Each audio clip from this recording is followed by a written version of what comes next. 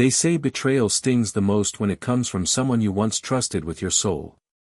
I was standing in my own office, once my kingdom, while the woman I built it with offered me two options: get on my knees like a criminal, or hand over everything I spent 10 years of my life building. Her voice was calm. Practiced. Like she'd rehearsed it 100 times. "Carter," she said. "There's no point fighting. The board already voted. You're out unless you sign or submit." Beside her stood Blake Mercer, my former best friend, now her lover. The same man who toasted our IPO, who gave a speech at our wedding. And now, the one who'd rigged the trap that made me look like a thief in front of my own board. The accusations were brutal: fraud, embezzlement, offshore laundering. All of it false, but cleverly constructed. There were digital trails, falsified signatures, and mysteriously missing funds. A perfect corporate takedown. One I couldn't defend myself against, not without time. Time they weren't giving me. They thought I was broken. That I'd cave. But what they didn't know was that while they were busy forging evidence, I was quietly preparing for a storm. One that would expose everything, and burn their little empire to the ground. I didn't choose to kneel. And I sure as hell didn't sign. I chose something else. Something irreversible. Her name was Madison Hale. When we first met, she was an intern at a tech accelerator in Seattle, wide-eyed, brilliant, hungry to prove herself. I was the keynote speaker at a founders panel, and she asked the smartest question of the night. Not about code. Not about money. About people. How do you keep loyalty in a world where everyone wants to replace you? That question lingered with me. She lingered with me. Months later, I hired her as an executive assistant. Not because she was pretty, though she was striking in that refined, impossible-to-ignore way, but because she was sharp. Ruthless, even. She could read a room like she wrote the script for it. And she made things happen. Fast. In under a year, she rose from assistant to my chief operating officer. Titan Corporation had grown from a humble security software startup into a national force in data encryption. We were closing Series C funding. The world started noticing. And so did I. We got married during our 4th year in business together. It wasn't sudden. It wasn't romantic. It was calculated, comfortable, and efficient. We were power partners. The media dubbed us the Silicon Syndicate. We smiled for the cameras. We had matching Montblanc pens. But somewhere between the boardrooms and the black tie galas, I stopped looking at her the way I used to.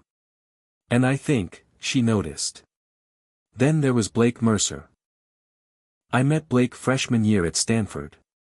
We both majored in engineering and had the same brutal professor for algorithms. He had the charm I lacked, the swagger I envied. But we made a good team. When I started Titan, he was my first investor, and later, my CTO. He was always around.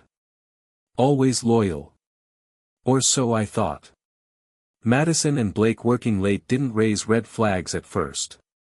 Not until I started noticing the changes. How her perfume would linger in our guest room. How Blake's report started overlapping hers. How they began showing up to meetings already in sync, finishing each other's thoughts like they'd rehearsed. Still, I said nothing. Maybe I didn't want to know. But things shifted the night I found the anonymous envelope in my private mailbox. Inside, photos. Emails. Flight receipts. It wasn't just an affair. It was strategy. Blake and Madison had been planning to oust me for over a year.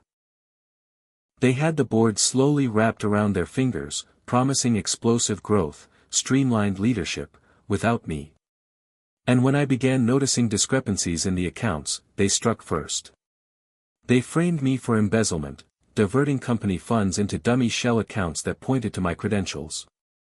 The audit committee turned cold overnight. The board, once my allies, now watched me like a liability. And Madison?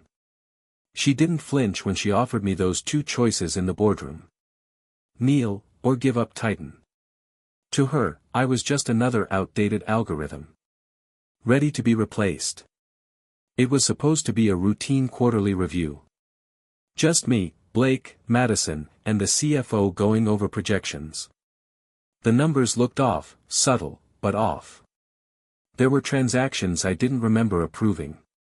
Transfers made from an executive account that only 3 people had access to, me, Madison, and Blake. When I brought it up, Blake smiled like I was being paranoid.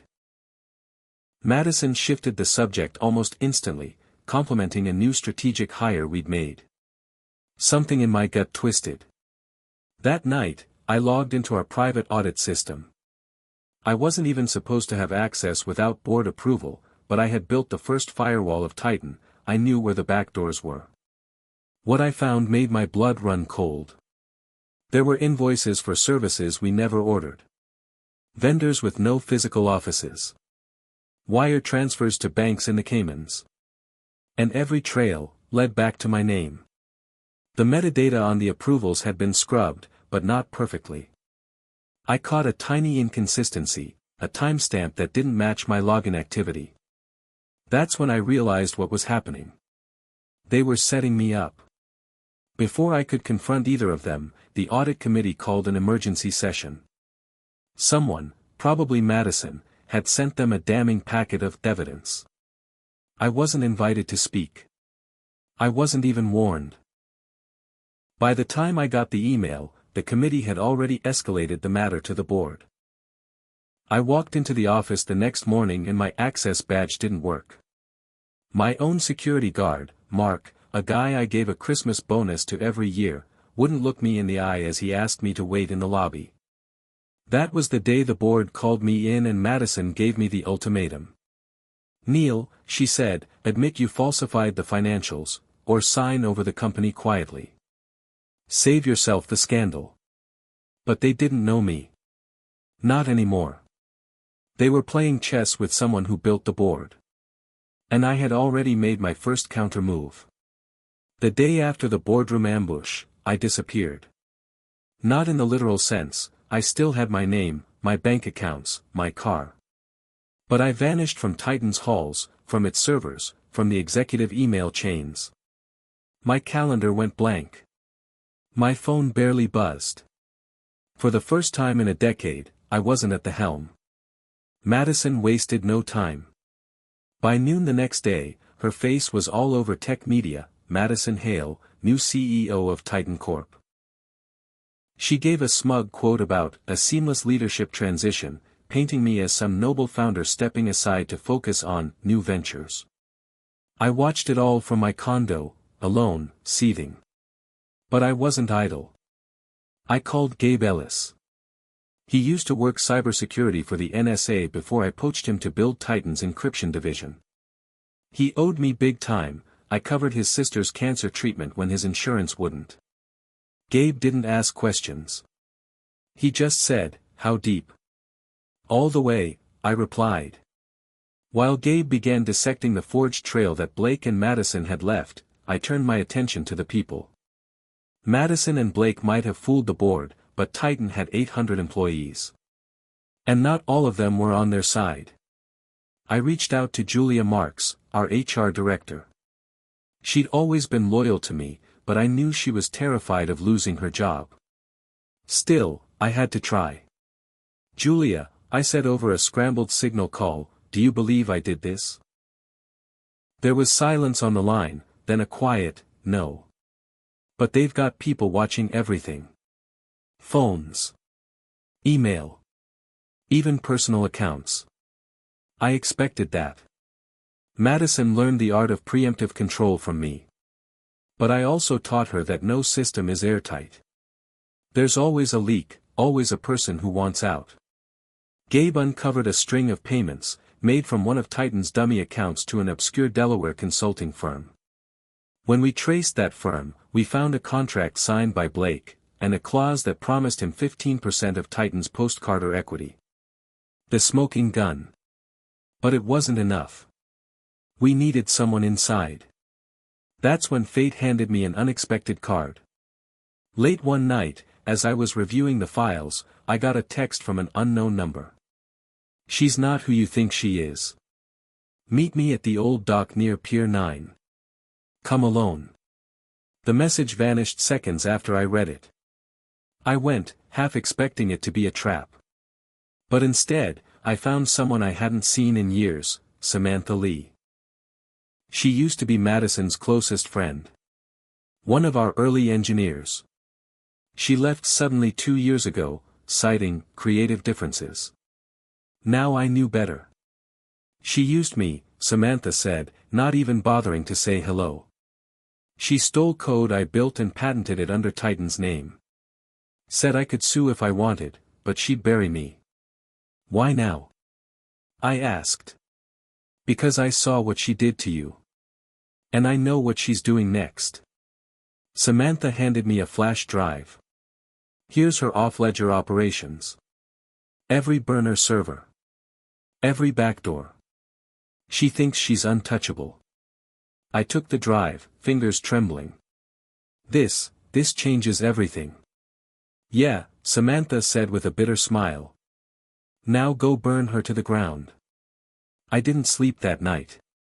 The woman I married wasn't just a traitor. She was a predator. A genius at masking ambition behind charm, ruthlessness behind silk. And Blake? He was the puppet. He thought he was running the show, but from the files on that drive, it was clear. Madison was the architect. She planted the fall. She baited the board. She designed the perfect exit for me and the perfect entry for her. The choice she gave me, to kneel or to sign, wasn't a power move. It was a test. She wanted to see how weak I'd become. But Madison forgot one thing. You don't corner a man who built the maze. I was going through the files Samantha gave me again, line by line, server by server, when I saw a pattern that hadn't clicked before. It wasn't just a hostile takeover.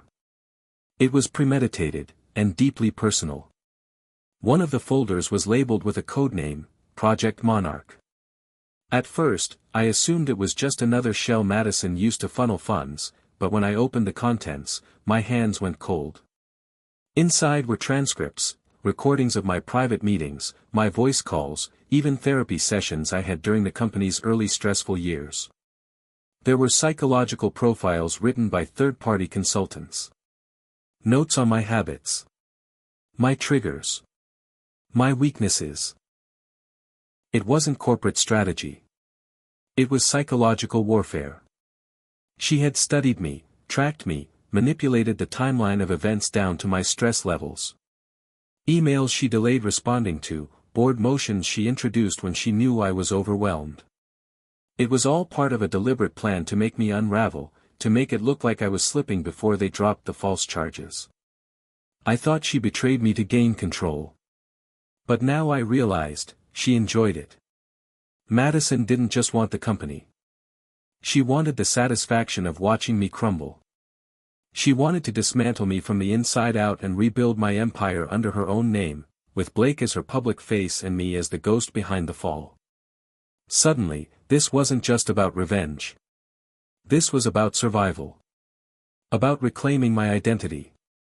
Because if I didn't fight back, I wasn't just losing Titan. I was losing who I was. After the revelation of Project Monarch, everything shifted. What was once a strategic counterattack had become personal. I wasn't just reclaiming my company, I was reclaiming my narrative. The first thing I did was hire Zoe Kaplan, a forensic data analyst with a reputation for uncovering the kinds of digital trails most people thought were erased forever. She had no allegiance to Titan, and she worked off-grid, paid in crypto, with a quiet efficiency that made even Gabe nervous.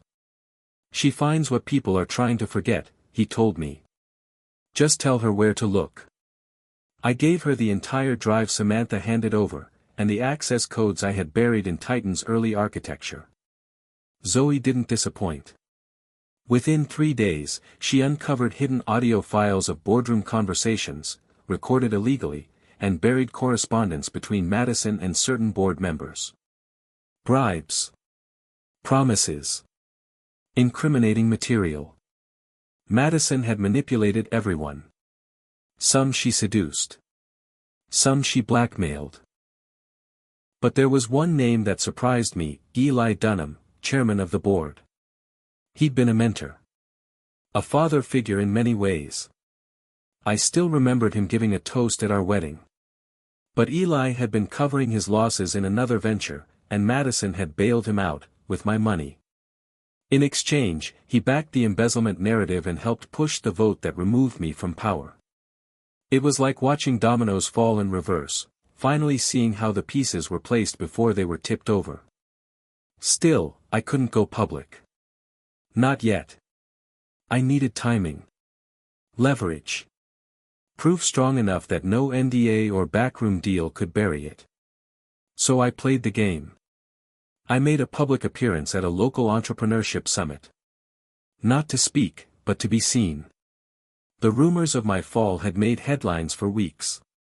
My sudden reappearance set social media ablaze. Carter Wade resurfaces, new venture on the horizon. I leaned into the mystery. Quiet confidence. Calculated detachment. The kind that makes people nervous. Madison was watching, I knew she was. Her PR team released a preemptive press statement the next morning. Titan remains committed to transparency and integrity under Madison Hale's leadership. I could almost hear her voice in the wording, measured, smug. But the cracks were forming. Behind the scenes, Julia, my quiet ally in HR, had begun slipping me inside info. Employee morale was sinking fast. Layoffs had begun, and departments were being restructured. Blake's leadership style was chaos wrapped in charm. He promised innovation but delivered disorder. Madison was running damage control day and night. The Titan I built was starting to rot from the inside. Then came the moment I'd been waiting for. Gabe pinged me late one night, we got it. The original ledger file from 6 months ago, unmodified. It was the Holy Grail. The real accounting file that proved I hadn't authorized the shell transfers. Complete with timestamps, admin keys, and metadata. Zoe cross-referenced it with her own recovered files and found Madison's private encryption fingerprint on the altered version. A digital signature that tied her directly to the fraud. Now, I had everything. Still, I hesitated. I found myself standing outside the glass skyscraper that housed Titan's headquarters, my building. For a long time, I just stared at it, watching the lights flicker through the 23rd floor where my office used to be. Did I want to destroy her? Yes. But part of me still saw the girl with the curious questions and the relentless work ethic. The woman who'd stayed up with me till 3 a.m. debugging our first product launch. The one who'd held my hand when I thought the company would collapse in year 2. Had any of it been real? Samantha had said something at the docks I couldn't shake. She loved you once. But ambition swallowed it. Maybe that was true. Maybe Madison wasn't born ruthless. Maybe she became it, piece by piece, in a world that rewards wolves and punishes the kind-hearted. But that didn't excuse what she'd done. She didn't just take my company. She dismantled my trust, weaponized my past, and tried to erase me from my own story. So I made my final move. With Zoe's help, I compiled a data packet, every file, every recording, every falsified document and damning transfer, and sent it anonymously to 3 places, the SEC, a top-tier investigative journalist at the San Francisco Post, and most importantly, every board member at Titan. Within 48 hours, the silence broke. Headlines exploded. Titan Corporation faces internal scandal, new CEO linked to fraud scheme. Exclusive, Carter Wade was framed, evidence points to Hale and Mercer. Eli Dunham tried to deny it, until the recordings of his conversations leaked. One by one, the board turned on her. Investors began pulling out. Stock prices plummeted. And Madison? She went dark. No statements. No interviews. Just a single email to me. You should have just signed. You were never built for war. But that's where she was wrong. I didn't build Titan by being nice. I built it by seeing what others missed. By staying 3 moves ahead. She just forgot that part. And Blake? He ran. As soon as the subpoenas hit, he disappeared from social media and reportedly flew to Zurich. Coward to the end. But the war wasn't over. Madison still held power, even in disgrace. She wasn't the type to go down quietly. I knew she'd come back. And I was ready for her. 3 weeks after the evidence went public, I got the message. No sender name. No number. Just coordinates and a time. 7 p.m. Pier 6. Come alone. I didn't hesitate. By now, Titan's board had suspended Madison pending investigation. Her assets were being audited. Legal pressure was mounting, but she hadn't been arrested, yet. The feds were slow, careful. She still had friends in powerful places. But her time was running out. The pier was nearly deserted. The sky above Seattle was an angry shade of violet, thunder rolling in the distance. I saw her standing at the edge, coat flapping in the wind, eyes locked on the black water below. She didn't turn around when I approached. You always liked dramatic exits, I said. Madison finally looked at me. The wind had tangled her hair, but her posture was still perfect, elegant, defiant. I thought it should end where we began, she said. Somewhere quiet.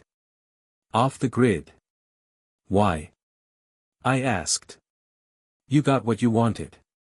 You won. Or at least, you almost did. She let out a dry laugh. You think this is about winning? About Titan? No, I said. I think it was always about me. Madison's expression didn't change. But something behind her eyes flickered. You made me feel small, Carter. Every time the media called us a power couple, they meant you. Every decision, every success, it was always your name on the press release. You were my equal, I said, honestly. I always saw you that way. No, she snapped. You saw me as useful. As smart. As efficient. But never, as dangerous. We stood in silence, the weight of the truth settling between us. You could have told me, I said. If you felt invisible, why not say something? Because I didn't want your pity, she whispered. I wanted control. That's when it hit me. Madison hadn't just fallen out of love, she'd outgrown it. What she wanted wasn't connection. It was dominance. Recognition without compromise. I read the Monarch files, I said. All of it. The profiling. The therapy notes. You didn't just sabotage me. You dissected me. She looked almost proud. I needed to know how to beat you. You don't beat Carter Wade with bullets. You beat him with mirrors. My jaw clenched. And Blake? Was he just part of the plan? Her silence said everything. I took a step closer. You know this is over. The feds will come. The board will bury you. You'll lose everything. She didn't flinch. Maybe. But you'll never unsee what I showed you, what you really are. And what's that? She leaned in, eyes sharp as razors. A man who thought love and loyalty were the same thing. Who didn't see the knife until it was in his back. There was a tremble in her voice, anger, or maybe regret. I couldn't tell anymore. You want closure? I asked. Here it is. I didn't destroy you, Madison. You did that yourself. I turned to walk away. But her voice stopped me. Do you still love me? I froze. Did I? There was a time I would have crossed oceans for her. A time I thought she was the one who saw me, truly, holy. Maybe she did. But the woman in front of me now wasn't that person. She was brilliant. Calculated. Ruthless. And I finally understood. I had loved the potential of her. The beginning of us. But not this. No, I said softly. Not anymore. I didn't look back. She didn't call after me. The storm broke overhead as I walked away, fat drops of rain falling like absolution. Each step forward felt lighter, as if I were peeling off the skin she tried to wrap around me. Let her haunt the empty spaces. Let her replay every move. She gave me two choices, kneel or give up everything. But I chose the third. To walk away from her, and never be hers again. It took months for the dust to settle. The SEC launched a formal investigation into Titan. Blake Mercer was eventually tracked down in Zurich and extradited. He cut a deal, turned over every encrypted message, every transaction log, every thread that tied Madison to the fraud. She fought hard. She always did. Her lawyers tried to spin the narrative, that she was manipulated, that she was, in love and misguided.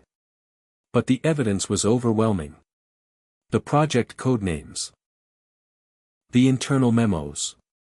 Her voice on audio, saying, he'll hand it over. He just doesn't know it yet. The board, desperate to salvage the company's image, offered me a quiet settlement.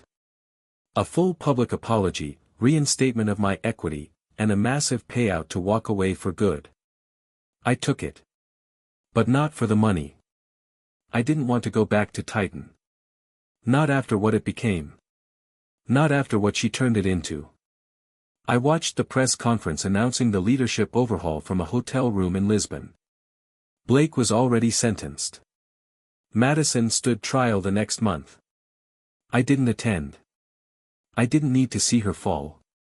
Because I'd already seen it. And strangely, I didn't feel triumph. I felt tired. I started therapy again, real therapy this time. Not the surface level stuff I used to do in between product launches. I talked about control. About obsession. About how I confused ambition for connection and silence for support. I talked about Madison. My therapist asked me once, do you think you could ever forgive her? I told him, maybe. But I'll never forget. Forgiveness doesn't mean trust.